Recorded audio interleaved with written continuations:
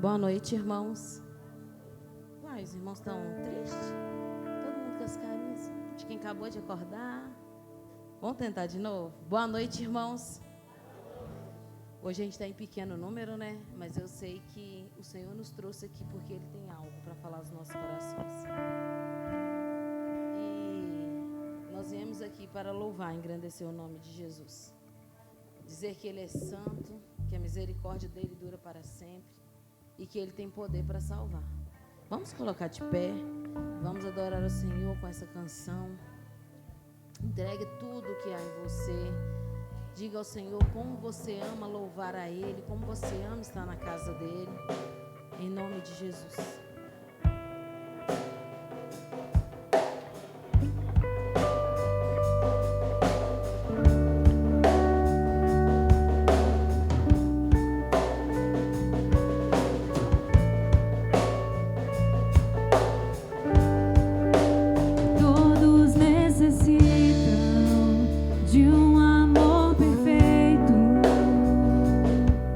Perdão e compaixão.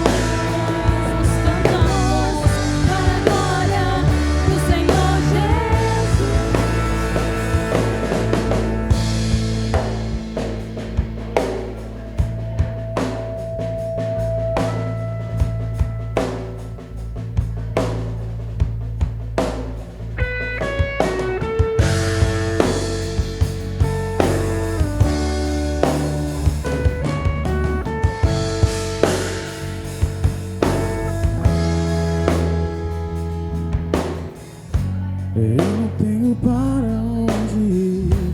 Seu perfume está marcado em mim. À sombra de tuas asas eu estou. Eu não sei mais o que fazer. Sem tua presença não sei viver. Não existe vida além de ti.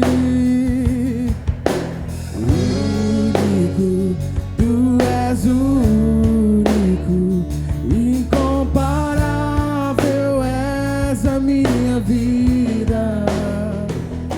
Meu coração não cabe outro amor. Tudo que tenho e sou é tudo teu.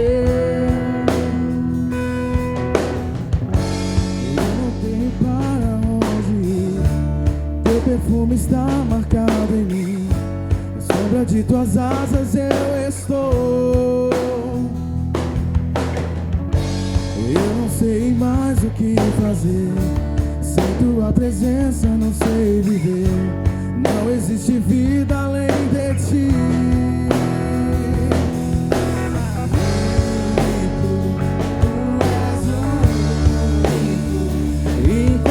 Incomparável és a minha vida. Meu coração não cabe outro amor.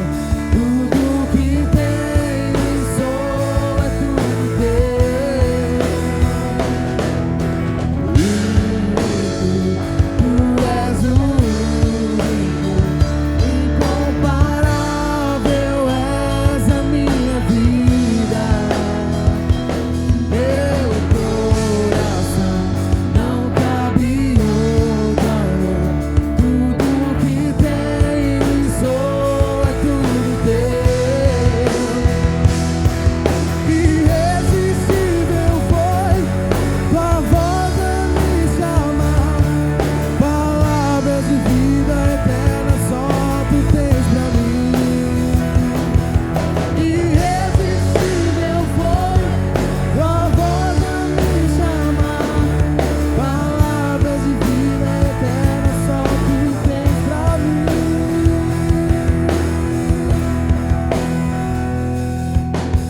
Único, tu és único, incomparável és a minha vida.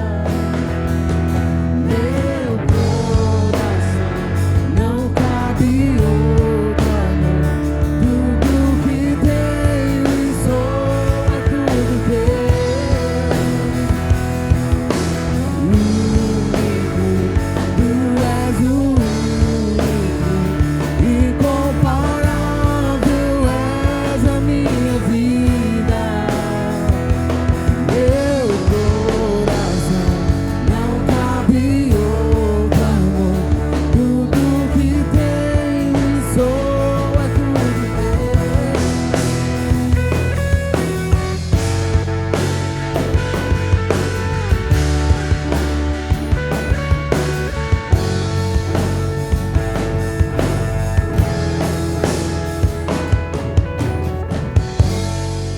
Glória a Deus, aleluia.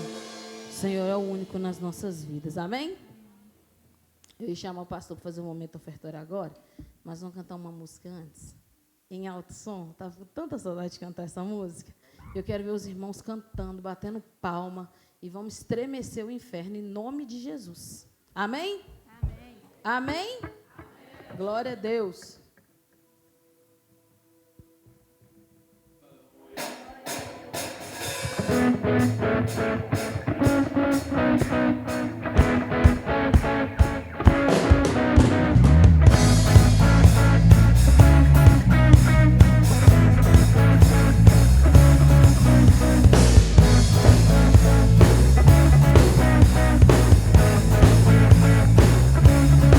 Estás aqui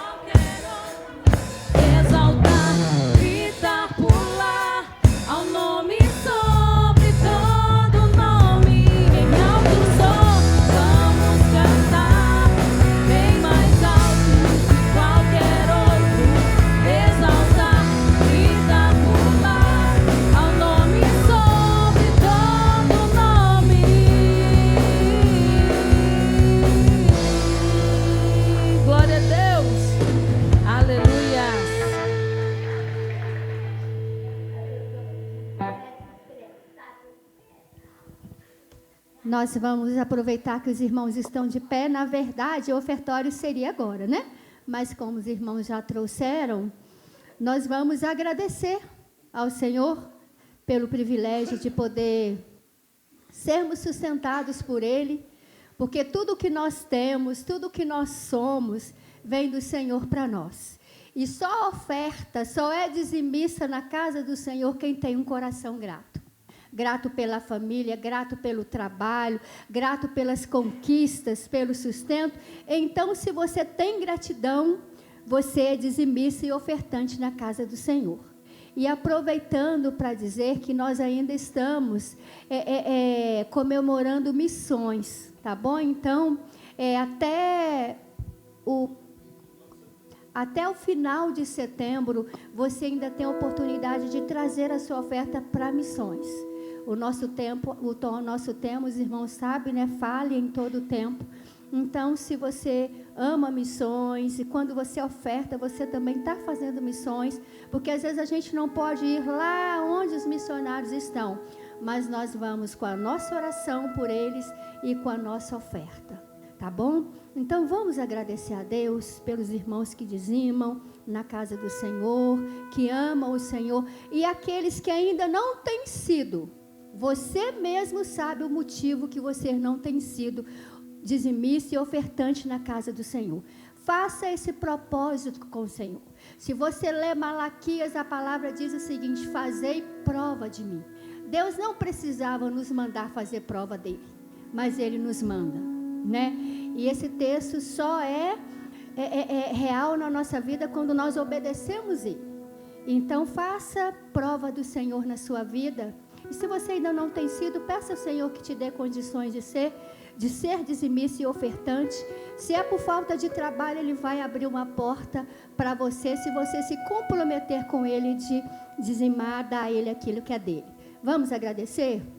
Deus, é com o nosso coração grato que nós queremos agradecer ao Senhor pelo privilégio de poder sustentar a sua obra, a casa do Senhor, com os nossos dízimos e com as nossas ofertas. Senhor, se nós temos um trabalho, se nós temos um sustento, se nós batalhamos tanto, ó Deus, para ter o nosso salário, e se o Senhor nos dá a condição para isso, e se temos um trabalho, se temos prosperidade na nossa vida, na nossa casa, é por causa da bênção do Senhor na nossa vida, não é por causa do trabalho que temos, porque nós só temos um trabalho porque o Senhor abriu portas para nós. Nós só temos um sustento porque o Senhor tem nos sustentado, tem nos dado saúde para trabalhar, tem, ó Deus amado, atingido os nossos sonhos, temos atingido os nossos sonhos porque o Senhor tem nos abençoado. Então, muito obrigada pelo sustento que temos na nossa casa, na nossa vida, nossos sonhos pessoais, projetos, metas. Nós agradecemos tudo isso ao Senhor, porque é o Senhor que nos sustenta, nos dá saúde para trabalhar e para adquirir os nossos bens. E eu quero agradecer ao Senhor pelos irmãos que têm sido fiel ao Senhor, obedecido a sua palavra. Não é a nossa palavra, não é a palavra do pastor, nem a minha, nem nenhum líder da igreja, nem da tesoureira, mas é a palavra do Senhor que diz que nós devemos trazer os dízimos à sua casa, e depois o Senhor mesmo diz: fazei prova de mim. E o Senhor diz que o Senhor vai abrir sobre nós as janelas do céu, vai repreender o devorador, porque, ó Deus, quando nós não dizimamos, ó Deus, o nosso salário é como se ele estivesse no saco furado. A gente ganha e não sabe aonde o dinheiro foi. Isso tudo é o devorador, e a sua palavra diz que o Senhor repreende o devorador quando nós somos fiéis ao Senhor. Então, muito obrigada pelos irmãos que dizimaram hoje, ofertaram, aqueles que dizimam porque têm um compromisso contigo, com a tua obra, aqueles que não têm sido por falta de um trabalho, que o Senhor abra as portas do céu sobre eles, dando o sustento necessário para a vida, para a família. Ó Deus, faça isso no coração deles e que eles obedeçam ao teu mandamento da sua palavra. Mas abençoe a eles também, ó Deus, para que eles sejam mesmo gratos ao Senhor por tudo que o Senhor tem feito. Aceite, ó Deus, os dízimos e as ofertas nesta noite, como forma de gratidão ao Senhor. E obrigada porque o Senhor tem sustentado a sua igreja. Ah, Deus, o Senhor tem nos dado recursos para manter a sua obra. E nós te louvamos por isso, porque o Senhor é o dono do ouro e da prata, e tudo que temos e somos vem de ti. Obrigada, Pai, por tudo, em nome de Jesus. Amém. Podem se assentar, eu vou dar os avisos já de uma vez, rapidinho, para que os irmãos estejam atentos, e logo após o Ministério de Louvor vai continuar celebrando ao Senhor junto conosco. Essa semana, na quarta-feira, a irmã Lurdinha está convidando toda a igreja, tá? A irmã Lurdinha está convidando toda a igreja para estarmos com ela num culto de gratidão ao Senhor pelo aniversário de 1 aninho do seu netinho. O culto não será mais na terça, será na quarta, porque é o dia do aniversário do netinho dela, né? Os irmãos já sabem aonde a irmã Lurdinha mora, né? Então não precisa de eu dizer aonde, mas o culto de quarta-feira na casa da irmã Lurdinha, de gratidão ao Senhor pelo aniversário do seu netinho. Meu marido está me mostrando aqui, eu vou falar sobre isso, tá? E aí, culto de quarta-feira na casa da irmã Lurdinha, então, toda a igreja está convidada. Quinta-feira, estudo bíblico aqui, né, na direção dos jovens da igreja. E daqueles irmãos que foram escalados, nós estamos estudando sobre a vida dos apóstolos, dos discípulos. Então, se você quer aprender mais sobre esses homens que o Senhor usou na obra, venha quinta-feira para o estudo bíblico aqui no templo às 19h30. E o culto na casa da irmã Lurdinha é 19h30. É isso, irmã Lurdinha, né? 19h30, então, na quarta-feira. E quinta, o nosso estudo aqui, né, o culto semanal da igreja, na quinta-feira. Nós só temos um culto na semana. Então, se você pode vir, venha adorar o Senhor na quinta-feira conosco. E tem sido uma bênção a gente conhecer sobre a vida e o ministério dos discípulos. Então, venha crescer espiritualmente estudando a palavra do Senhor. Hoje, né, após o culto, os nossos jovens, né, o Ministério de Jovens, eles vão estar vendendo uma deliciosa empada aí com refrigerante no valor de R$5. E essa cantina é em prol do congresso da igreja, o nosso congresso, né, dos jovens, mas é de toda a igreja, 23 e 24, né, nós teremos aqui o congresso lindo, né, com o pastor Carlos, que já veio aqui, os irmãos conhecem, com a banda lá da Igreja Batista Getsemane, não é isso?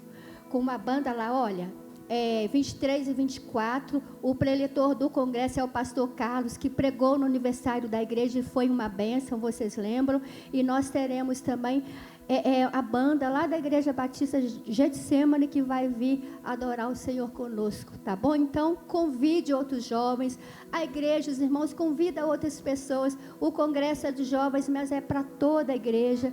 E eu tenho certeza que Deus vai estar falando grandemente nos dias 23 e 24, trazendo salvação, falando ao nosso coração. Então, se prepare espiritualmente, ore por isso. Nós já estamos orando por isso. A oração é fundamental para que o pastor Carlos, a banda, o ministério de louvor, a liderança de todos os atos do culto dos jovens, para que o Espírito Santo fale naqueles dias poderosamente, tá bom? 23 e 24, em nome de Jesus, vai ser uma bênção, tá bom? E são esses avisos. Sábado tem alguma coisa? Eu não vi a Renata dos jovens, você sabe? Aqui? Então, sábado teremos o Conexão Jovem, tá bom? 19h30.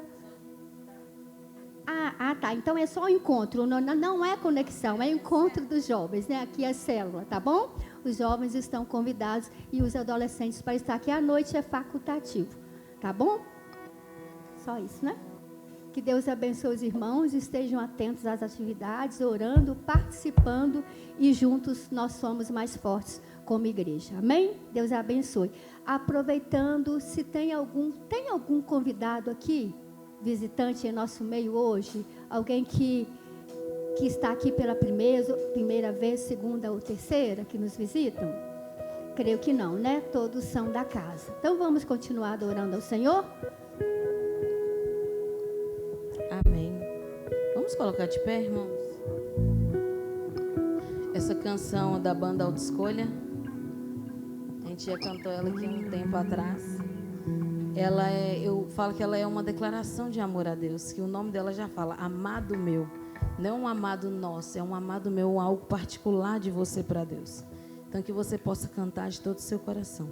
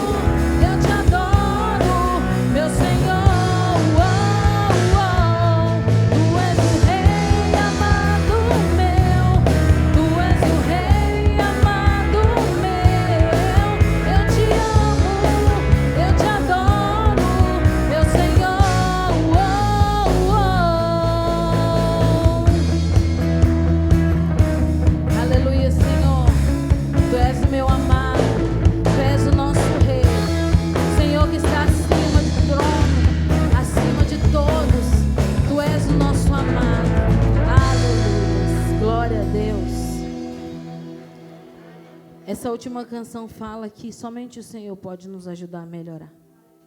Ele conserta nossos erros, Ele perdoa os nossos pecados.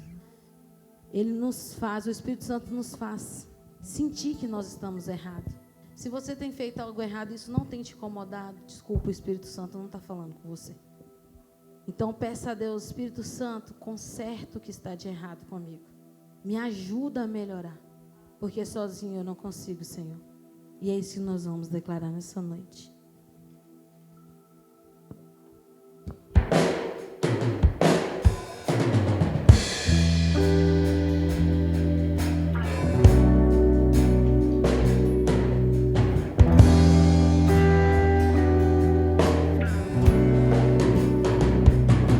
Meu Pai, o mundo insiste em me comprar, mas eu não quero o que vejo lá. Eu quero agora a glória de Deus. Eu cansei, eu já não quero mais viver pra mim. De uma vez por todas vou me esvaziar, vou mandar embora o que não é seu. Me perdoa todas as vezes que eu te entristeci. Não pensei em Cristo, eu só pensei em mim. Me ajude a melhorar, me ajude a melhorar. Sozinho eu não consigo mais, eu sei. Eu sou humano, eu só sei errar. Me ajude a melhorar, me ajude a melhorar. Sozinho eu não consigo mais, eu sei. Eu sou humano, eu só sei errar. Me ajude a melhorar. Meu Pai, o mundo insiste em me comprar, mas eu não quero o que vejo lá. Eu quero agora a glória de Deus. Eu cansei, eu já não quero mais viver pra mim. De uma vez por todas vou me esvaziar, vou mandar embora o que não é seu. Me perdoa todas as vezes que eu te entristeci. Não pensei em Cristo, eu só pensei em mim. Me ajude a melhorar, me ajude a melhorar. Sozinho eu não consigo mais, eu sei. Eu sou humano, eu só sei errar. Me ajude a melhorar, me ajude a melhorar. Sozinho eu não consigo mais, eu sei. Eu sou humano, eu só sei errar. Me ajude a melhorar, me ajude a melhorar. Sozinho eu não consigo mais, eu sei. Eu sou humano, eu só sei errar. Me ajude a melhorar, me ajude a melhorar. Sozinho eu não consigo mais, eu sei. Eu sou humano, eu só sei errar. Me ajude a melhorar.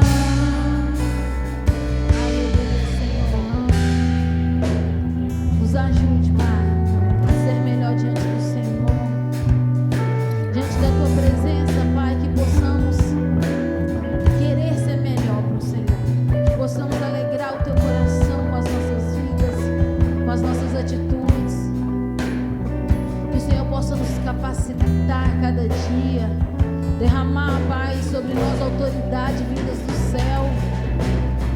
Derrame sobre nós, Senhor, unção, poder, ó Pai. Que possamos curar, Senhor, as pessoas através da nossa oração.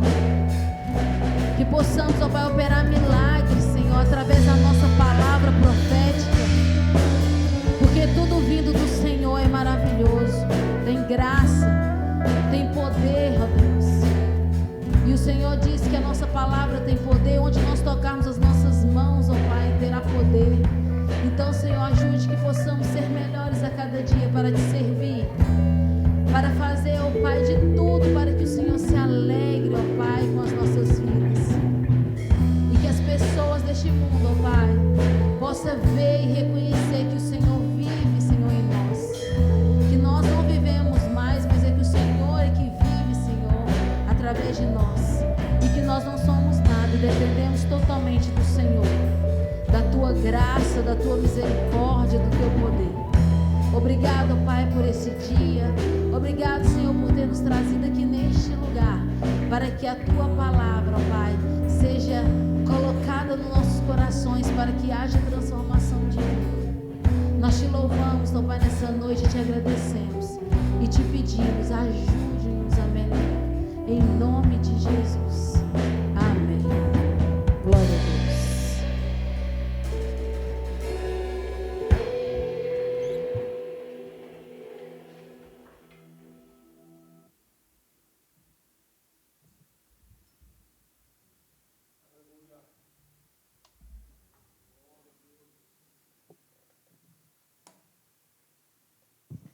Glória a Deus, irmãos. Bênção nós estarmos na casa de Deus, com o povo de Deus, que é o nosso povo, celebrando ao Senhor e agradecendo-lhe por tantas bênçãos que Ele nos dá. Essa é uma noite feliz, né? Estamos aí com muitas festas. Hoje foi aniversário do Lorenzo, foi aniversário também da princesinha, da irmã Cleidilene, né? Da irmã Camille, Gabi, Gabriele, e, portanto, foi um dia de festa muito abençoador. Hoje pela manhã tivemos a assembleia, louvamos a Deus, porque temos conseguido colocar em ordem todos os compromissos e tarefas e vislumbrar o que a igreja precisa fazer daqui para frente, como retomar a construção, como retomar a questão do equipamento interno do templo, enfim, a gente vai devagar e sempre. Então a gente fica feliz, porque o Senhor tem nos abençoado assim, e é devagar mesmo. Quando o pastor assumiu a igreja, eu disse que nós não deixamos a igreja ficar devendo. Então, a gente trabalha para que a igreja consiga, com o que ela tem, cumprir seus compromissos e continuar avançando. Então, às vezes, você recua um pouquinho, segura um pouquinho mais para avançar um pouquinho mais depois, e assim a gente consegue atingir os nossos objetivos, enfim. Bem, nossa oferta de missões estaduais, nós vamos até o final do mês de setembro, irmãos, porque essa é uma oferta que nós temos que nos esforçar, mais do que tudo, é por missões estaduais. É o nosso lugar, o nosso estado. Minas Gerais tem quase 800 municípios.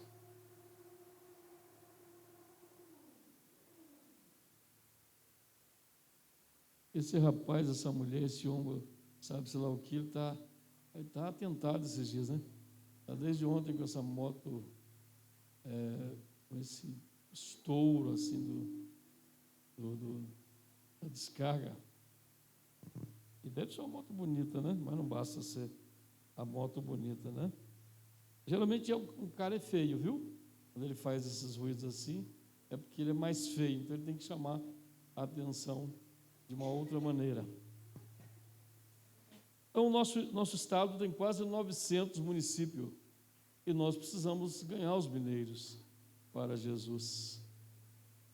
E a gente precisa entregar a nossa oferta de amor ao Senhor. E a gente precisa fazer isto com muito carinho. Nosso alvo para missões estaduais é R$ 1.200 e nós não atingimos ainda este alvo. Enfim, passou para a Junta de Missões Nacionais.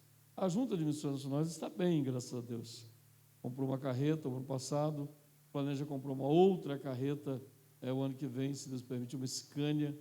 Então, nós precisamos ajudar mais o nosso estado do que missões nacionais, que também levantaremos a oferta a partir do mês de outubro até o mês de dezembro, se Deus quiser. Mas o nosso estado, a gente precisa fazer o empenho para ganhar municípios que não foram alcançados ainda, em nome de Jesus. No mês de junho, meu carro teve um problema e o meu salário foi todo para o conserto do carro.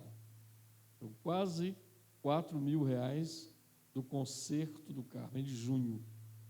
E Deus, por sua misericórdia, eu estava em Rondônia ministrando para o retiro de pastores, eu pude fazer o pagamento de lá, e o Eliel e a Ana Tereza foram apanhar meu carro, que estava na oficina há mais de 15 dias.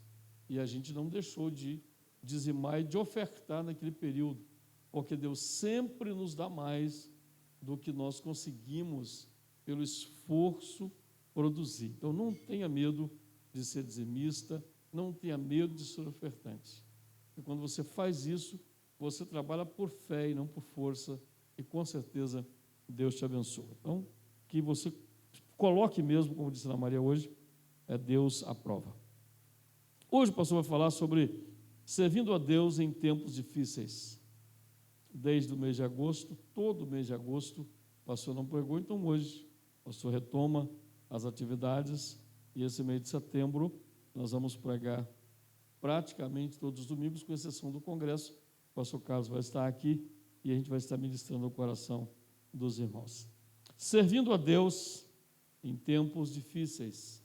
Nós vamos, nesse texto, estudar o bem e o mal, como Deus usa cada um, e as dificuldades, como enfrentá-las e como passar por elas nesse sentido. Algumas pessoas acham que o mal só vem de Satanás, não é? Mas não, às vezes Deus usa o mal para que ele possa aperfeiçoar os crentes a servi-lo melhor e aprovar ainda mais a sua fé. Filipenses capítulo 1, versículo 12, 13 e 14. As meninas já colocaram o texto na mídia, e como ajuda, né, irmãos? A gente poder acompanhar o texto na mídia.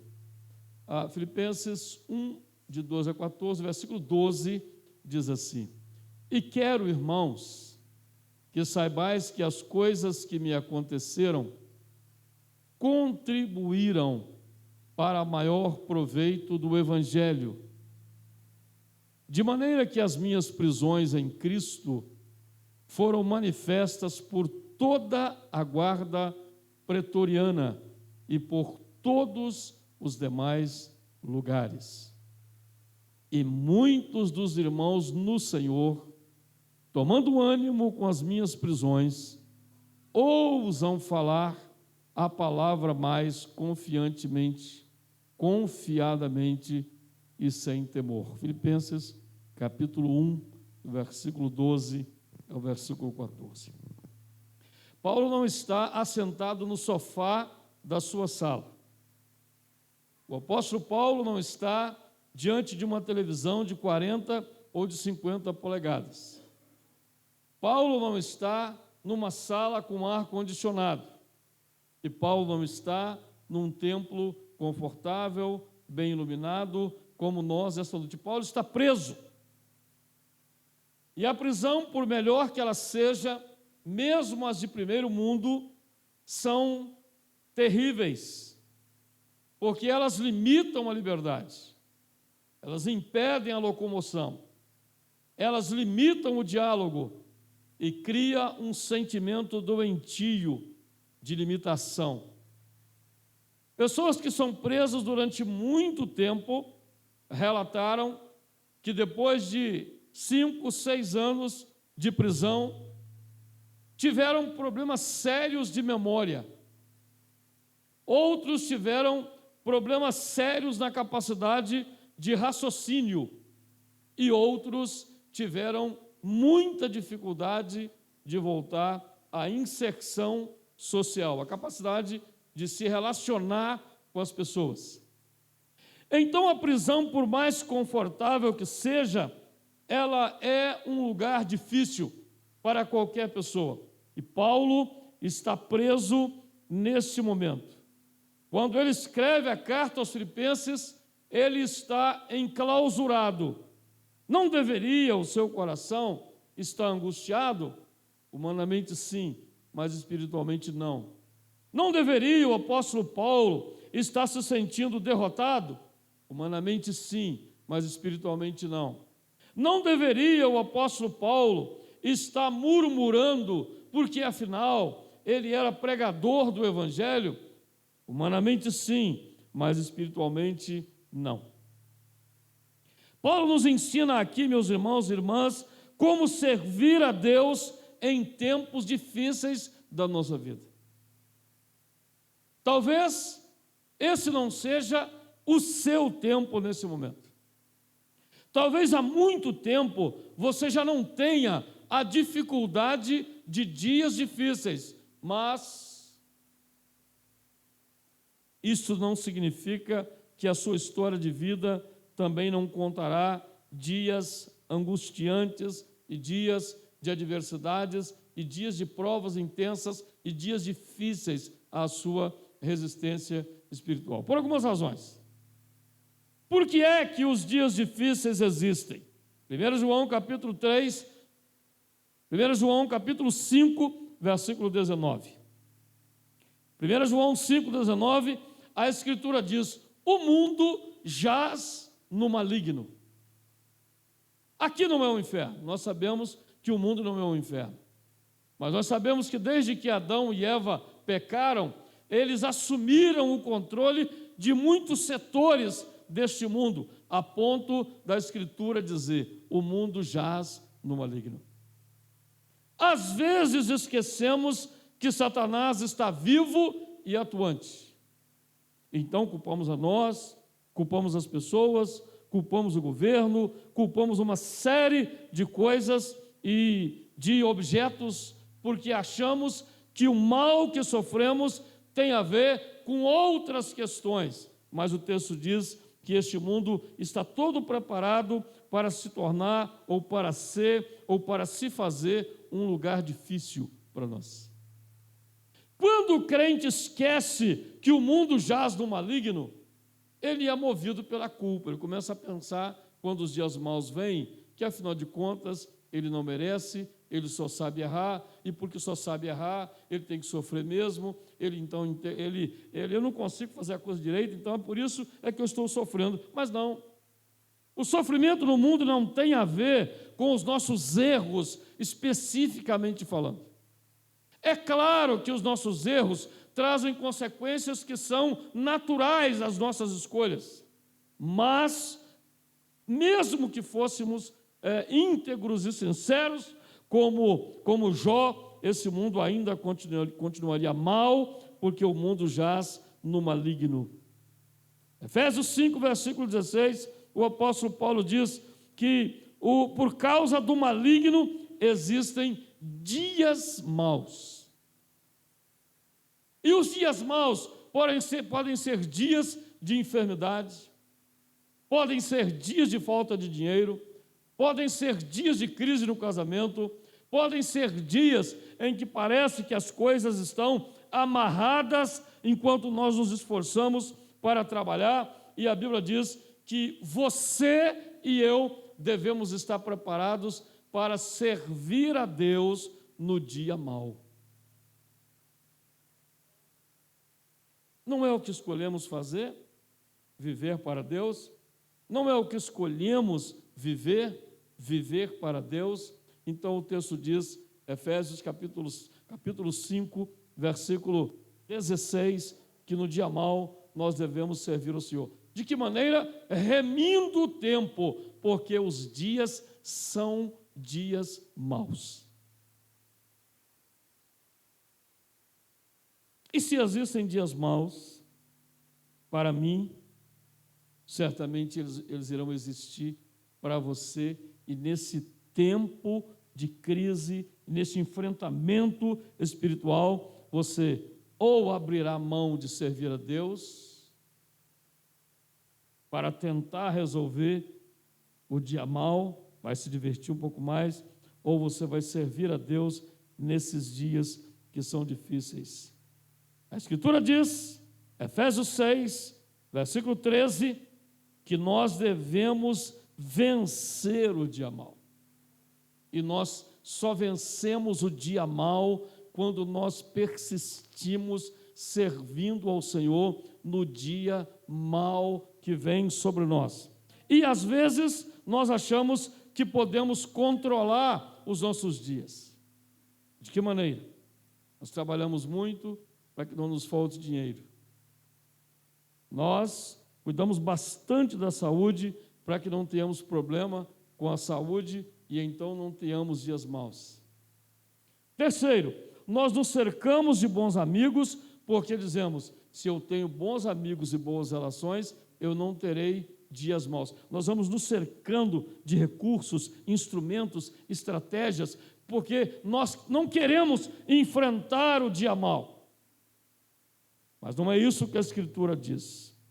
Não podemos nos omiscuir, não podemos nos afastar do dia mau, porque ele vem para todos, e por isso é necessário se preparar para vencer o dia mau. Ah, pastor, mas que sermão mais difícil. Eu não estou na sua vida para poder facilitar as coisas para você com mentiras. Eu quero que você entenda que servir a Deus significa servir a Deus apesar do mundo mau e apesar dos dias maus.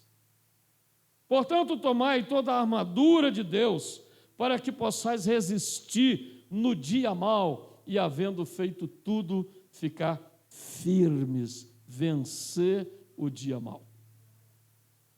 Eu não quero saber como é que está o seu dia hoje, eu quero saber como é que você vai estar no dia que você tiver que enfrentar o dia mau. Porque a Bíblia nos avisa que existem dias maus para que possamos nos preparar espiritualmente para vencê-los. Eu poderia pregar aqui nessa noite um sermão triunfalista, de que afinal nós somos mais do que vencedores, e de que vencemos tudo, e que enfrentamos tudo, e de fato vencemos tudo, enfrentamos tudo, mas às vezes achamos que nós não passamos por essas crises. Não é verdade. Se alguém pregar um outro evangelho que não inclua os dias maus, este não é o evangelho de Jesus Cristo. Um evangelho que pregue a prosperidade, mas não pregue o trabalho. Um evangelho que pregue apenas os bons dias, não é um evangelho que te prepare para o céu.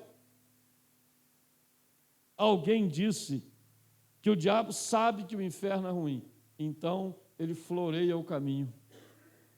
Ele coloca uma série de ofertas no caminho para que a pessoa vá em direção ao inferno, sem saber que está indo em direção à perdição. Então, porque se ele dissesse que haveria, que o inferno é ruim, as pessoas não iriam para lá, não desejariam ir para lá. Então ele diz, eu vou enfeitar o caminho para que a pessoa possa achar que Deus vai cuidar de tudo dela e vai ficar colocando a mamadeira, o bico, o leite e tudo na boca dela para que ela possa ficar como uma criança sempre. Você já percebeu que eles não gostam de sofrer? Criança não gosta de sofrer. Primeiro momento que o estômago fica vazio, ela dá um grito lá no quarto e você esteja fazendo o que você estiver fazendo, você vai ter que sair, vai ter que dar conta dela. Criança não gosta de sofrer. Assim são os crentes meninos. Quando vem a luta, eles desistem, abandonam a Deus, abandonam a igreja, reclamam da fé e eles deixam tudo para trás, porque afinal, alguém em algum momento os convenceu de que eles não iriam passar por dias difíceis, mas não é isso que a Bíblia diz. Os dias bons e os dias maus existem na nossa vida e a Escritura diz que nós precisamos servir a Deus em todos esses tempos. Por quê? Primeira lição a aprender nessa noite: nós devemos servir a Deus sabendo que Ele está acima do bem e do mal. A questão do mal, teologicamente, é uma questão estudada já há muito tempo.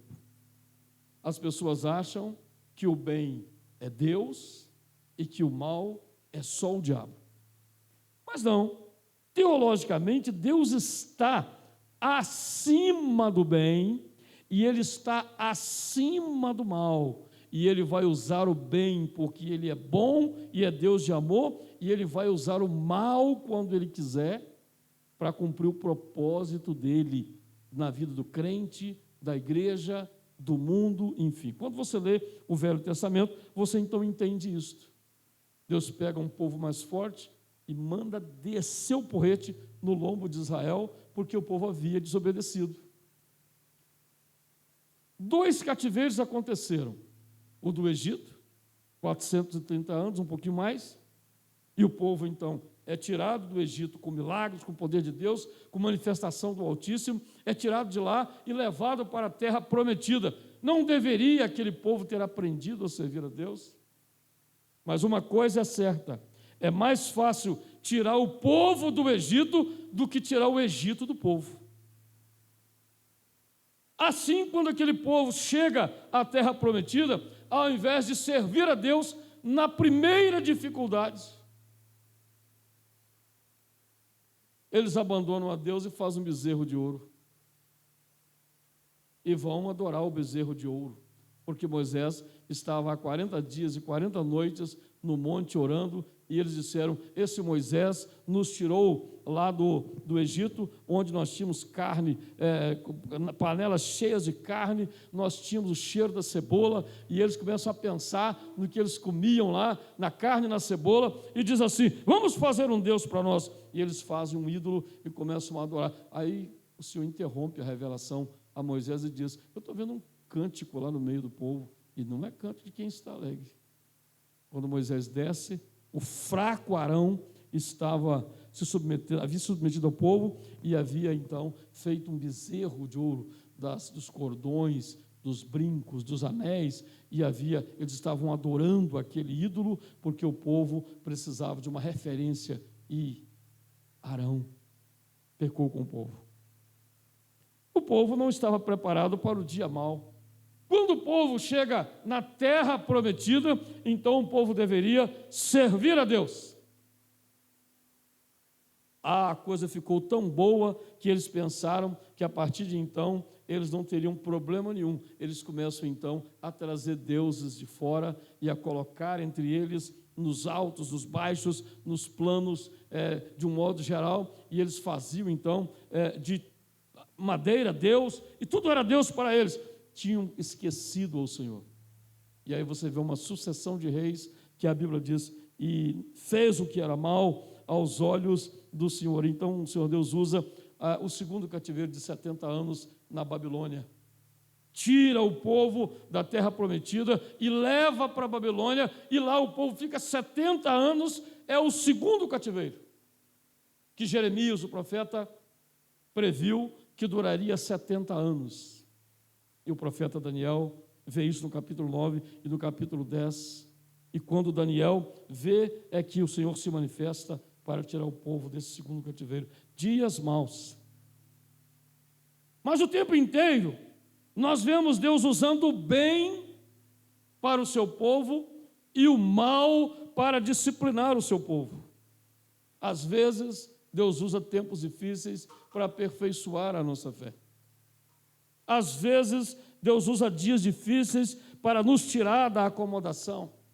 Às vezes, Deus usa problemas que nós não planejamos para que a gente creia mais, dependa mais dEle, porque Deus, o nosso Deus, está acima do bem e do mal. O exemplo de Jó e da sua esposa.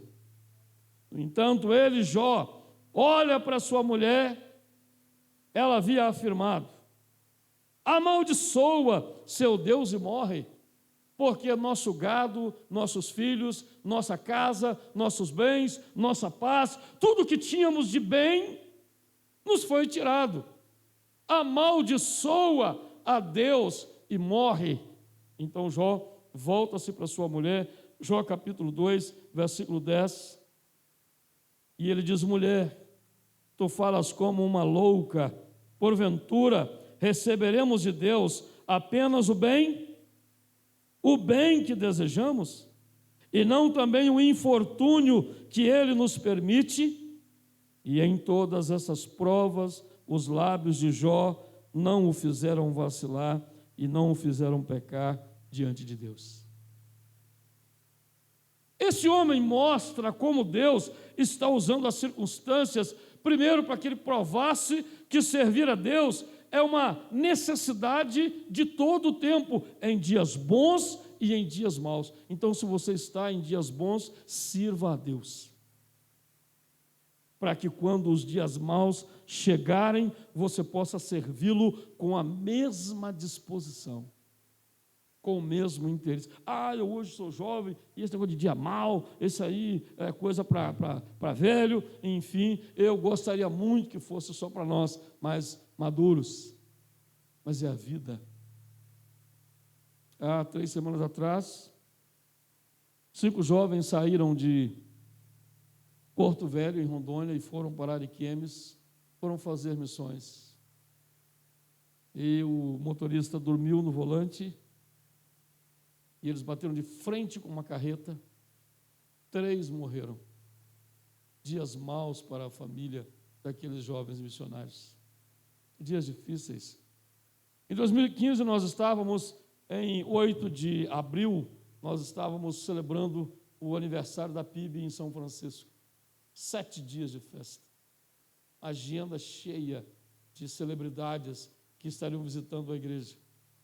E, meus irmãos, no domingo eu assisti um jogo com a minha mãe, um jogo do Cruzeiro, à tarde, após o almoço.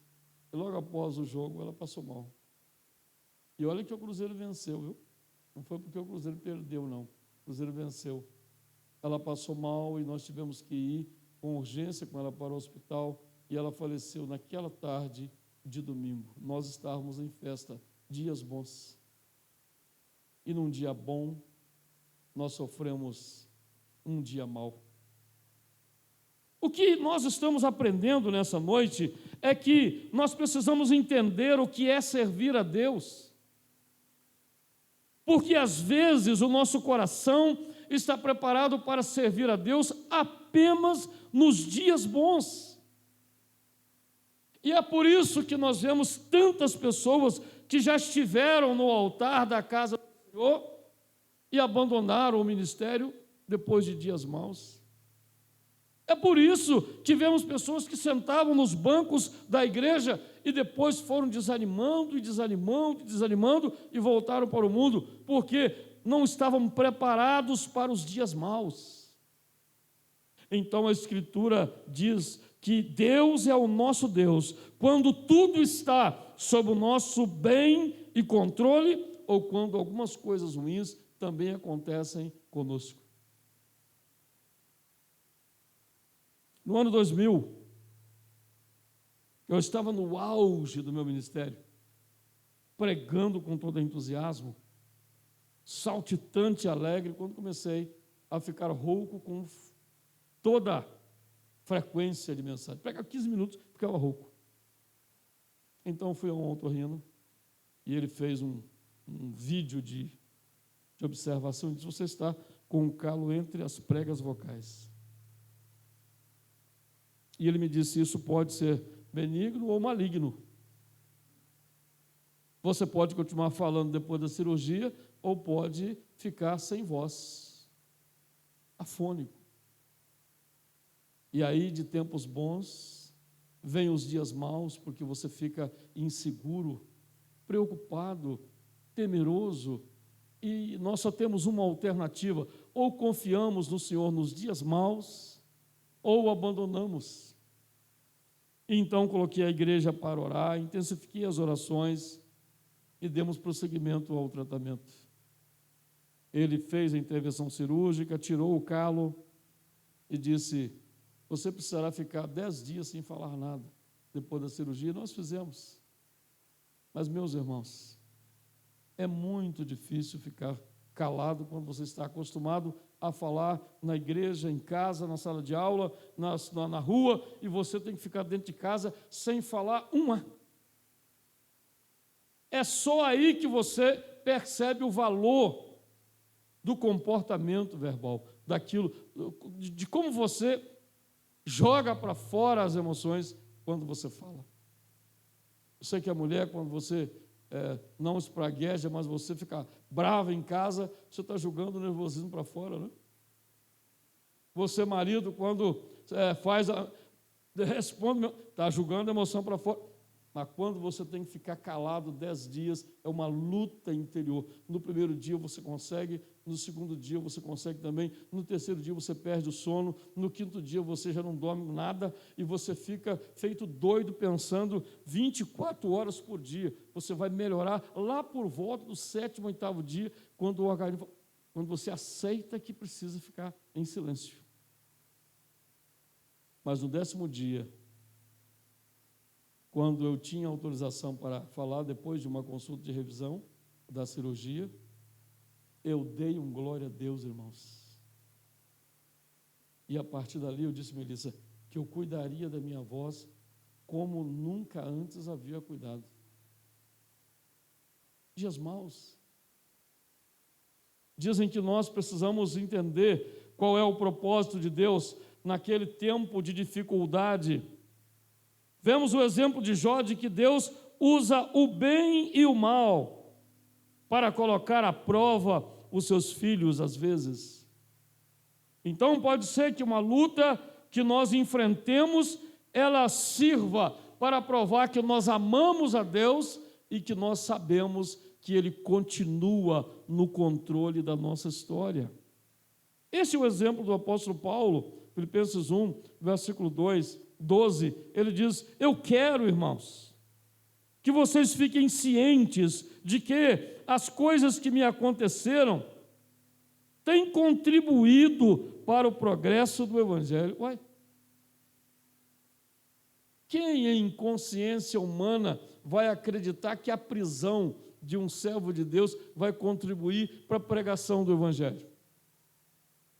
Mas esse homem tinha ciência de que Deus, se quisesse, poderia tirá-lo da prisão, nunca tê-lo deixado entrar lá. Assim a nossa alma precisa sossegar no cuidado do Deus Altíssimo, sabendo que Deus, o nosso Deus, que nos ama e está sobre todas as coisas, Ele pode evitar que nós passemos por dias maus, se Ele quiser.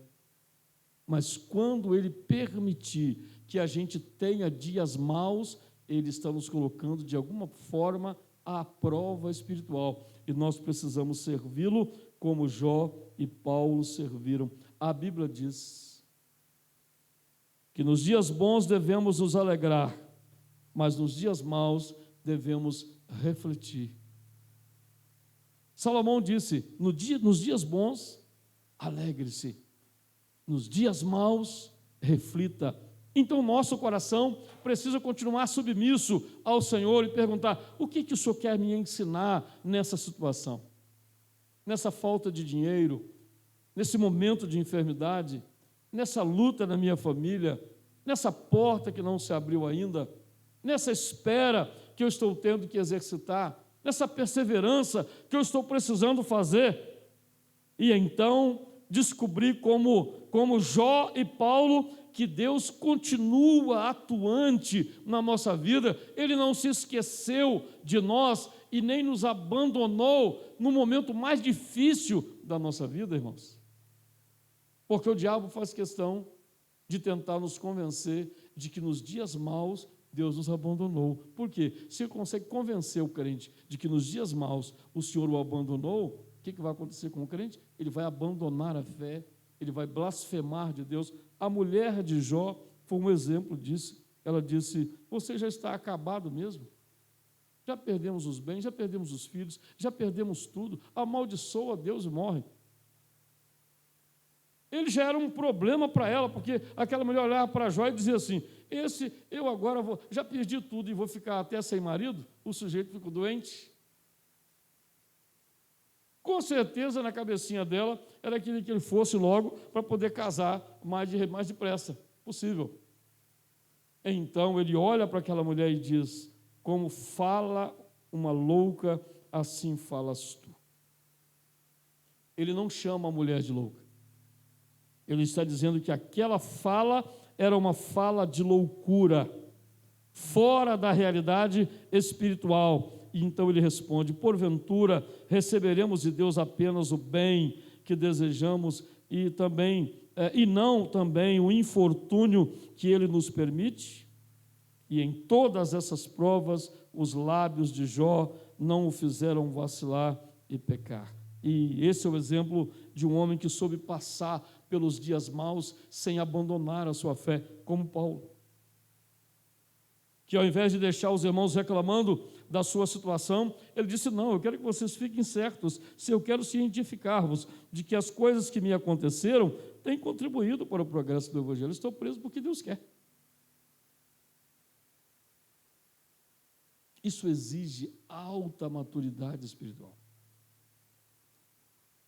Isso exige de nós uma dependência de Deus e a compreensão de que Deus está acima do bem e do mal que porventura nós tenhamos enfrentado. Quando passamos pela luta, o Senhor continuava ali, mas Ele queria que nós passássemos. Não é assim que diz o Salmo 23, quando a Escritura diz que Ele vai conosco no vale da sombra e da morte? Tu estás comigo, a tua vara e o teu cajado me consolam. Então a presença de Deus conosco é a realidade da qual precisamos ter ciência o tempo inteiro, para que todos os dias nós possamos desenvolver uma alta capacidade de dependência do nosso Deus. Em segundo lugar,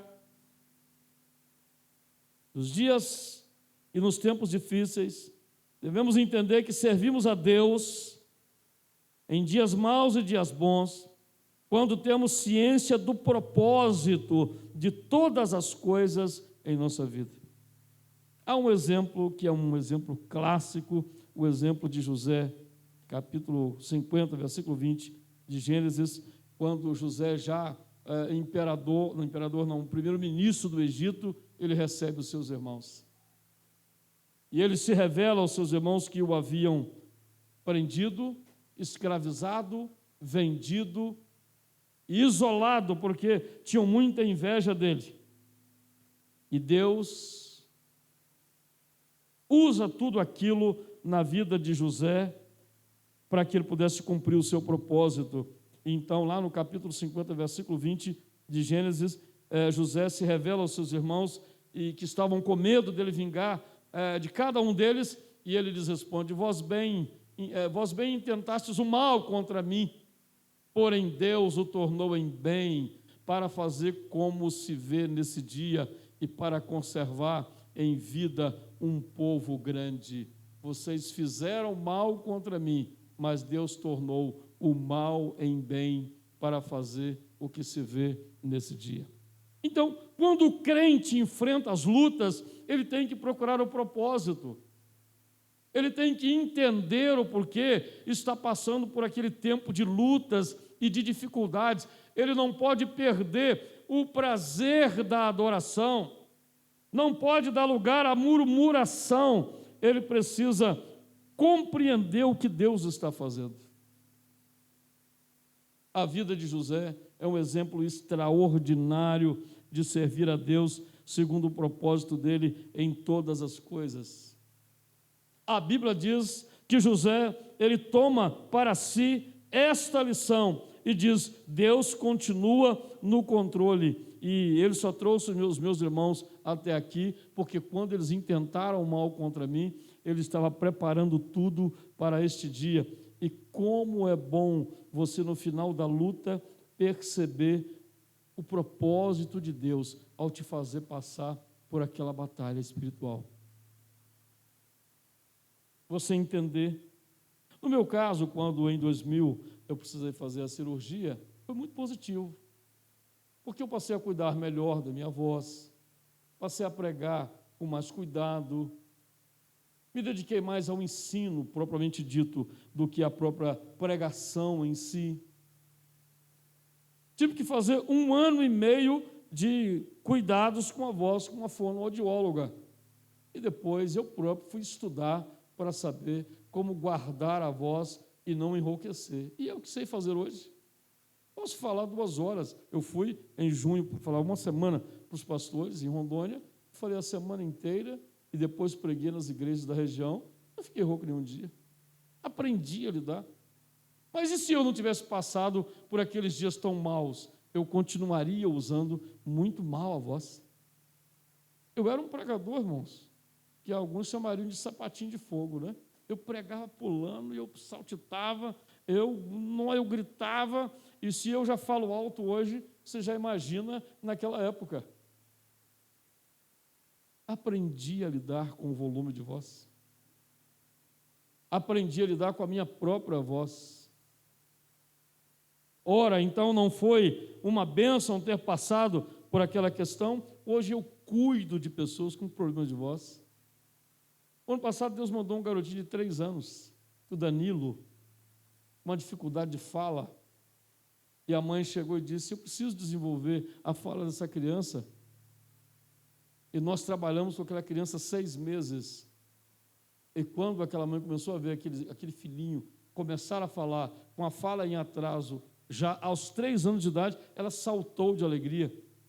Ora, Deus me preparava então para cuidar daquela criança. Eu estou com um garotinho chamado Heitor, filho de um advogado, com doutorado, lá em Neves. E ele tem uma concentração no R. Tudo que ele fala, ele puxa o R como se fosse mais do que paulista. Então, nós passamos meia sessão a semana passada apenas trabalhando a linguinha dele, Anájela. E nós cantávamos com a língua, não vamos falar palavra nenhuma, eu quero que você cante só com a língua, fala lá, lá, lá, lá, lá, lá, lá, lá, lá, lá. Ele, doutor, mas eu estou cansado, me chama de doutor. Doutor, mas eu estou cansado, doutor. Tudo começou em 2000, irmãos. Dias difíceis, 10 dias de silêncio, lutas, batalhas espirituais. Então, quando Deus faz com que você passe por dias difíceis, não é porque o Senhor deixou de cuidar de você, muito pelo contrário, Ele está preparando você para coisas maiores na sua vida. Então, se você tem lutas ou teve, eu preciso que você volte atrás e veja o que eu aprendi naquela fase. Por que tal acontecimento se deu comigo? E o que de bom aconteceu em função daquilo? José diz aos seus irmãos: eu sei que vocês intentaram mal contra mim, mas Deus o tornou em bem. Deus está ou não está acima do bem e do mal? Porque só Deus pode transformar o que o diabo tenta de mal contra nós, para nos abençoar através disso. Então, por que é que o nosso Deus faz isso? Ele faz para que nós saibamos que Ele nunca nos abandona, irmãos. Hoje tenho 60 e poucos anos. Eu agora decidi que não vou ficar falando esses miúdos, né? Também ninguém precisa ficar sabendo. 60 e poucos, né? Vou sempre falar assim quando chegar a 70, viu, Elemar? Mas, meus irmãos, quantos dias maus pelos quais passei na vida para que aos 60 e poucos anos eu pudesse hoje chegar aqui e dizer para você que se os dias forem difíceis, você não deve desanimar, você não deve parar, você não deve desistir, você não deve murmurar, você deve continuar servindo a Deus. Não mude nada na sua vida, porque eu já vi pessoas desesperarem nos dias maus, por não saberem lidar com os dias maus. Então, no exemplo de José, ele descobre o propósito dos dias maus. E no exemplo de Paulo, Filipenses 1, versículo 13, Paulo diz: como resultado das minhas prisões, tornou-se evidente, olha o que ele vai dizer para nós nesse texto tão maravilhoso, irmãos, de maneira que as minhas prisões em Cristo foram manifestas por toda a guarda pretoriana e por todos os demais lugares. Eu quero que você leve para casa isso. Esse sermão está sendo gravado, você pode rever depois e anotar, e eu quero que você fique bem ciente disso. Olha o que o apóstolo Paulo está dizendo aí. Ele diz: de maneira que as minhas prisões em Cristo, minhas prisões em Cristo. Oh, prisões em Cristo? Nós gostamos de falar de vida abundante em Cristo, vida vitoriosa em Cristo, provisão de Cristo, a companhia de Cristo, mas aqui, esse homem de Deus está falando de prisões em Cristo. E se a gente, como o apóstolo Paulo, começar a dizer: eu estou esperando em Cristo, eu estou sofrendo, mas em Cristo, eu estou perseverando, mas em Cristo, eu estou num período de espera, mas é em Cristo, tudo em Cristo. E ele diz: as minhas prisões em Cristo foram manifestas por toda a guarda pretoriana. Ou seja, ele está dizendo: se eu não tivesse sido preso, a guarda do palácio não teria conhecido o evangelho de Jesus Cristo. Nós fomos no impacto agora lá em Ji-Paraná, a primeira igreja pagou para que eu pudesse estar lá, e eu fui.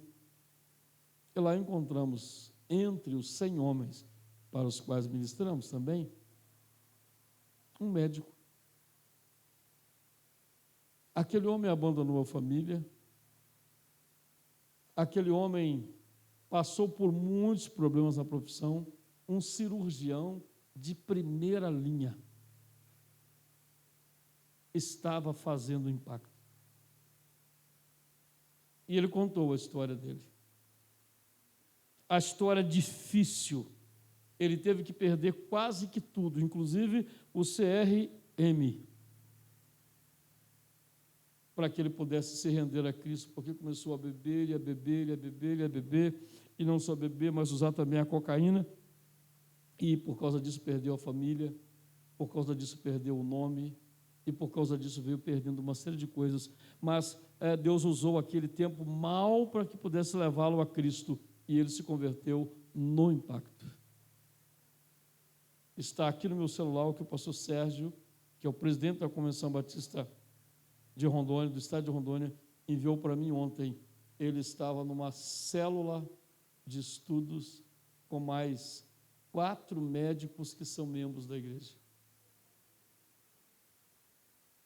Será que a gente pensa que se aquele homem continuasse como bom médico, como bom cirurgião, com muito dinheiro como ele teve, conhecido no estado dele e em outros estados do Brasil, com tudo bem, será que aquele homem iria para um impacto de homens? Não iria. Então, quando ele chega no fundo do poço, é exatamente naquela circunstância que o Senhor vai lá e traz aquele homem à presença de Jesus Cristo. E o pastor me enviou uma foto dele ontem, numa célula durante a semana. Em Cristo, tudo tem propósito compreendido quando nós analisamos pelo prisma de Cristo.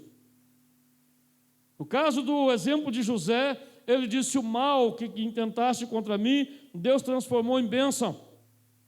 No caso de Paulo, ele diz: eu fui preso por causa de Cristo e estou nesta prisão por causa do Evangelho. Em outro momento, Romanos, no capítulo 8, versículo 28, ele diz: sabemos que todas as coisas cooperam para o bem daqueles que amam a Deus e dos que foram chamados pelo seu decreto. Romanos 8, versículo 28. Sabemos. Quando descobrimos o propósito do bem que desfrutamos ou do mal que enfrentamos, nós então fazemos acalmar o nosso coração diante de Deus. Talvez você esteja passando por lutas exatamente nesse tempo e você precisa descobrir o propósito. Por que é que você está tendo que fazer alguns enfrentamentos?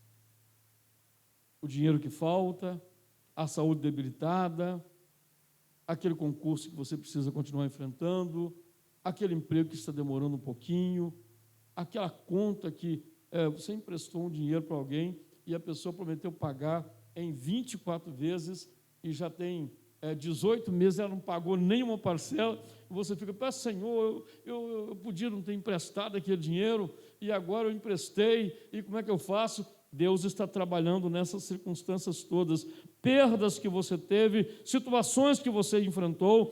Quando você descobre o propósito, elas se tornam motivos que glorificam a Deus. Eu não tenho dificuldade nenhuma de entender o porquê é que depois de 4 anos de solteirice, eu fui pregar em Ravenna. Eu fui pregar em Ravenna num domingo pela manhã, e no domingo pela manhã é difícil você arranjar namorada. Eu acho que eu sou a única pessoa que conseguiu uma boa namorada no domingo pela manhã. Geralmente você marca um café, um sorvete, ou uma pizza, enfim. No meu caso foi diferente, irmãos. Era improvável que naquele domingo eu encontrasse a Ana na igreja. depois de 4 anos de solteirice, e vontade de continuar sozinho, porque eu havia terminado o noivado. Tudo coopera para o bem. O Senhor me leva exatamente ali, naquele domingo pela manhã. Então, o que está acontecendo com você, com certeza está dentro do cronômetro de Deus. As lutas pelas quais você está passando, Paulo está falando de prisões em Cristo. Então, eu quero que você transforme isto num motivo de declaração de fé, quando você diz: eu estou passando por essa luta, mas em Cristo. Eu estou esperando, mas em Cristo. E eu vou vencer em Cristo. E eu vou entender o propósito de Deus nessa situação por causa de Jesus Cristo, porque finalmente nós servimos a Deus quando todas as circunstâncias nos levam a glorificá-lo. Nós servimos de fato a Deus quando todas as circunstâncias nos levam a glorificá-lo. Como é que funciona isso, pastor? Estamos encerrando. Vamos ver o exemplo de Abraão. Abraão, com quase 100 anos, 80 anos, ele recebe uma promessa e ele espera 20 anos. E se tem alguém que esperar uma semana já está com dificuldade, já fica ansioso, imagine esperar 20 anos uma promessa, irmãos. Não é, irmão José? E quando Abraão está cansado de esperar, ele reclama de Deus e ele tenta ajudar a Deus, ele e a sua mulher Sara. Sara fala assim: bem, Deus prometeu mesmo um filho para nós, mas então vamos dar uma ajudazinha para Deus. Nós temos uma empregada aqui e ela não é estéril, eu sou. Você vai se deitar com ela e você vai ter um filho com ela e Deus terá cumprido, né, o seu propósito. Que coisa de doido, né, irmão? Ela oferece a serva ao marido. E ele, um homem desorientado é um perigo, irmãos. Ele fraquejou, então ele se deita com ela e nasce Ismael. Só que Ismael vai crescendo e começa a dar trabalho para a mulher, né, de Abraão, para Sara, né? E ela fica tão desorientada porque a mulher, Agar, começa a debochar dela. Ah, eu tenho um filho, você não tem. Eu tenho um filho, você não tem. Ah, eu sou saudável, você não é. Eu sou jovem, você é velho. E ela começa aquela competição dentro de casa, a ponto dela dizer: eu quero que você desapareça com essa mulher aqui de dentro de casa. Não é assim que aconteceu? A coisa ficou tão feia que Abraão teve que abrir mão do filho, que era filho dele. Não era filho de Sara, mas era filho do patriarca. E ele leva então a mulher com o menino pelo deserto afora e deixa lá com um pouco de água e alguma quantidade de pão. E é por isso que o Oriente Médio vive naquela crise toda lá, porque aquilo tudo ali é povo de Deus, viu, irmãos? Inclusive alguns fora de Israel, né? Ismael, os ismaelitas estão espalhados por aquela região ali. Nós não podemos tentar ajudar a Deus quando os dias forem difíceis, irmãos. A única coisa que devemos fazer quando os dias forem difíceis é esperar em Deus, é confiar em Deus, é continuar louvando a Deus.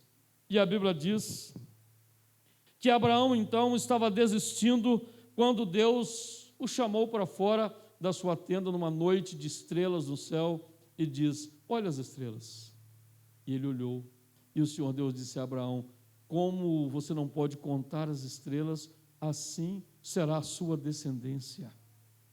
E ele renova a promessa, ele reanima Abraão, e Isaque nasce depois. E aqui estamos nós, filhos de Abraão, pela fé em Jesus Cristo. Somos muito mais do que uma multidão. Aí em Romanos, no capítulo 4, versículo 18, o apóstolo Paulo diz como é que Abraão começou a esperar com confiança. O texto diz: o qual em esperança creu contra a esperança que seria feito pai de muitas nações, conforme lhe fora dito, assim será a sua descendência. Creu contra a esperança. E não enfraqueceu na fé, nem atentou para o seu próprio corpo, já amortecido, pois era já de quase 100 anos, nem tampouco para o amortecimento do ventre de Sara. e não duvidando da promessa de Deus por incredulidade, mas foi fortificado na fé, dando glória a Deus. O homem não aceitava, ele começou a glorificar a Deus. Glória a Deus, glória a Deus, glória a Deus, glória a Deus. Tudo era motivo de dar glória a Deus. Então ele fortalece a fé. E então ele ficou certíssimo de que o que ele tinha prometido também era poderoso para fazer ou para realizar. Como é que esse homem esperou em Deus? Ele esperou suprimindo a murmuração e explorando a adoração. Quanto tempo tem que você não levanta de manhã e dá uma gargalhada diante do seu espelho e diz: glória a Deus, como eu sou bonito, né? Você todo dia reclama do cabelo, reclama do nariz, reclama da gordurinha na barriga. Eu, ultimamente, tenho estado mais feliz com a minha barriga porque, de fato, a dieta está funcionando, né? Então, você vai ficando mais alegre. Mas eu reclamei muito. Nós reclamamos da falta de dinheiro, reclamamos de muito dinheiro, reclamamos do conforto, da falta de conforto. Aí Abraão nos ensina que nós precisamos substituir qualquer motivo de murmuração por uma atitude de adoração. Se você está esperando, se você está passando por momentos de perseverança, você deve levantar de manhã com a mesma disposição e cantar, obrigado, meu amor, e cantar aquela música tão linda que a gente tem cantado hoje em dia, né? Aquela música tão bom, o quê? És fiel em todo tempo. A igreja?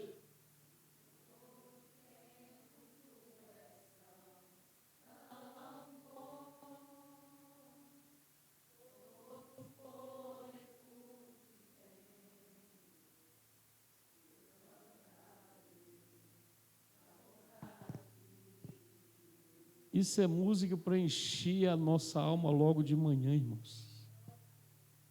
Nas lutas, nas dificuldades, nos dias maus, nos enfrentamentos que nós fazemos, cantar ao Senhor, substituir a murmuração, a reclamação, o medo, a dúvida, a incerteza, crer contra a esperança, como Abraão fez, e sobrepujar em força as circunstâncias, dando glória a Deus. Fique de pé onde você está. Eu quero que você dê um treino, uma glória aí, porque amanhã cedo você vai levantar e vai dar um glória a Deus. Diga assim, glória a Deus. Ué, eu estou pedindo você para dar um glória a Deus. Diga glória a Deus. Glória a Deus. Pode ser melhor. Glória a Deus. Glória a Deus. Eu sou feliz, glória a Deus. Estou enfrentando luta, glória a Deus. Estou esperando, glória a Deus. E preciso de mais dinheiro, glória a Deus. Eu estou aguardando a porta de emprego, glória a Deus. Eu estou solteiro, glória a Deus. Amém, Melissa? Sim, porque logo, logo o Senhor abre a porta, envia o varão, envia a varoa. Irmãos, eu dava glória a Deus quando era apenas anos e eu dizia: Senhor, eu quero ser pai. E Deus nos deu 2 filhos. E agora que estamos só nós 2, eu digo: Senhor, dá-nos força para vencer a saudade da distância dos filhos. Glória a Deus. Pode se assentar.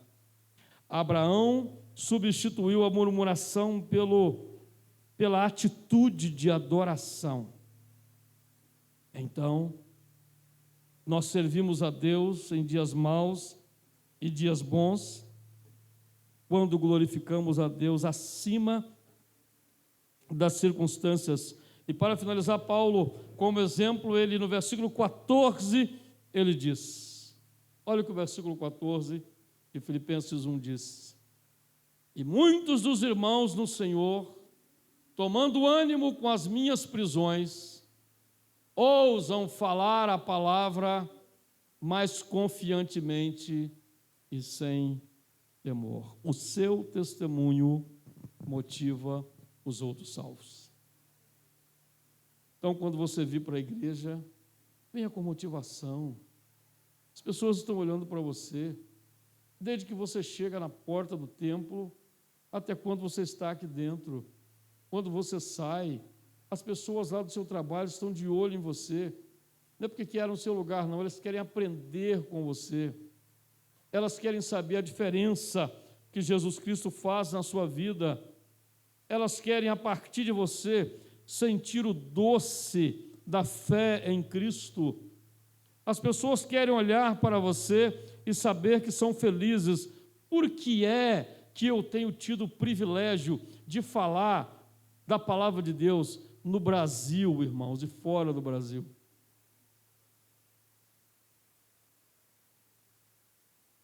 Porque eu realmente creio nessa palavra. Essa palavra mudou a minha vida. Essa palavra me fez quem eu sou hoje e quem eu serei no futuro.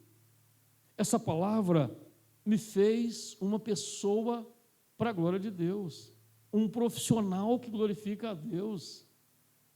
Essa palavra me fez um pastor feliz com o resultado do trabalho. Essa palavra. Então, quando eu vejo um pastor mais novo, eu não posso falar de problemas do ministério. Não, eu tenho que falar do ministério, porque afinal, eu sou pastor há quanto tempo? É por causa do dinheiro? Não. Nunca nenhuma igreja pôde me dar mais do que Deus me dá. Nenhuma. E olha, os irmãos, que eu estou andado no ministério. Quase 40 anos. Deus é a razão pela qual, em todas as circunstâncias, nós devemos glorificá-lo. Então você não pode parar por causa das circunstâncias. O seu testemunho é de fundamental importância para o outro. Paulo diz: muitos irmãos no Senhor, tomando ânimo com as minhas prisões, ousam falar a palavra mais confiantemente, sem temor. Então você precisa ser o cheiro de Cristo, o tempero espiritual do mundo. As pessoas precisam olhar para você e você vai estar tão brilhante que as pessoas vão dizer assim: nossa, eu quero esse brilho espiritual para mim. Ô pastor, mas isso não é vaidade? Você querer brilhar? Não, não é de vaidade que eu estou falando, é de uma influência espiritual tão grande que onde quer que você vá, as pessoas sintam-se melhor em servir a Deus. E para encerrar, como podemos aplicar isso tudo na nossa vida? Primeiro, entendendo que Deus tem um propósito para todas as coisas que acontecem conosco. Segundo, submetendo como Jó a toda a vontade de Deus. Se hoje você passa por lutas, Deus continua te dirigindo e no final você vai entender o motivo das lutas pelos quais você passa. Terceiro, desenvolva uma atitude certa em todas as circunstâncias. Romanos 12, versículo 12, a Escritura diz: alegrai-vos enquanto esperam. Fiquem pacientes enquanto passam pela tribulação. E tanto na espera quanto na tribulação, perseverem na oração. Agora eu quero abrir o meu coração com os irmãos aqui nessa noite, antes de terminar o sermão. Não me preocupa a sua experiência de salvação. Eu sei que você, de fato, teve uma experiência com Cristo. Não me preocupa a sua atitude diante de Deus. Eu sei que você serve a Deus sinceramente. Mas me preocupa se você no dia mau continuará com a mesma garra, com a mesma motivação dos dias bons. Porque se você serve a Deus apenas os dias bons, quando os dias maus chegarem e você não entender o propósito deles, você perderá a fé. como a mulher de Jó perdeu. E esse não é o propósito de Deus para a nossa vida. Que Deus nos ajude, que Deus nos sustente, que Deus nos fortaleça. Irmãos,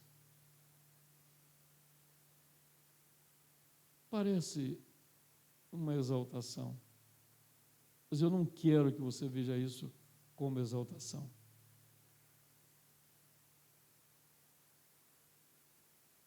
Ana e eu faremos 39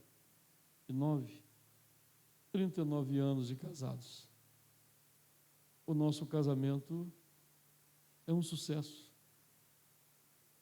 porque ela continua motivada comigo e eu continuo motivado com ela.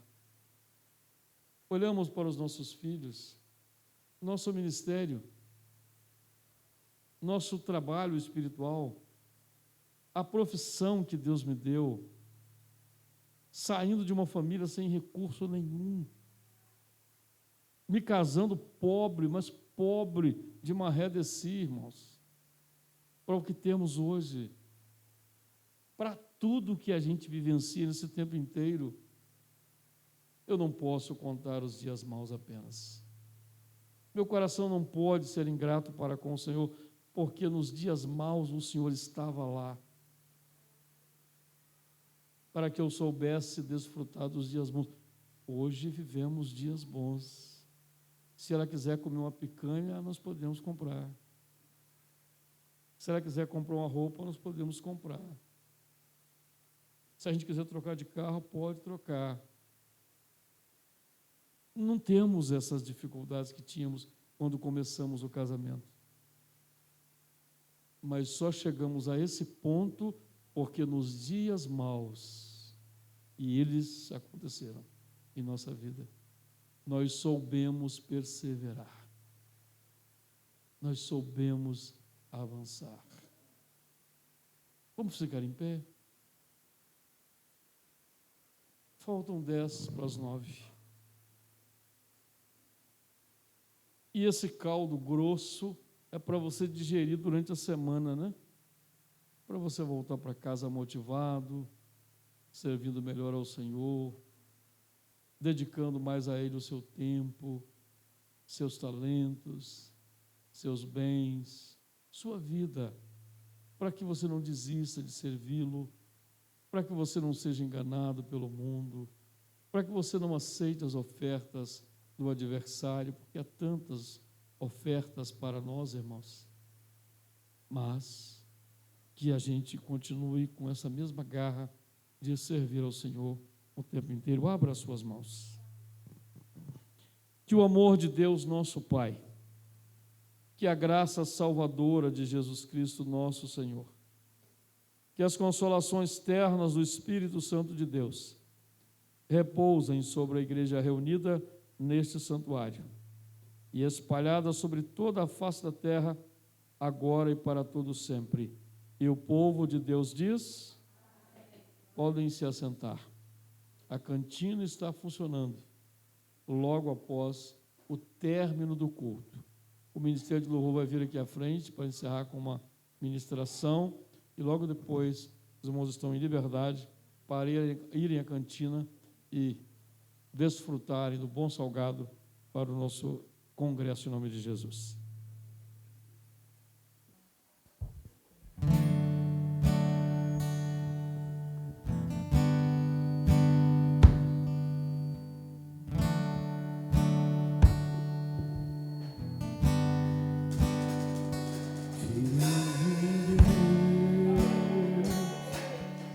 Tua graça nunca falha, todos os dias eu estou em tuas mãos. Desde quando me levanto até eu me deitar, eu cantarei na bondade de Deus.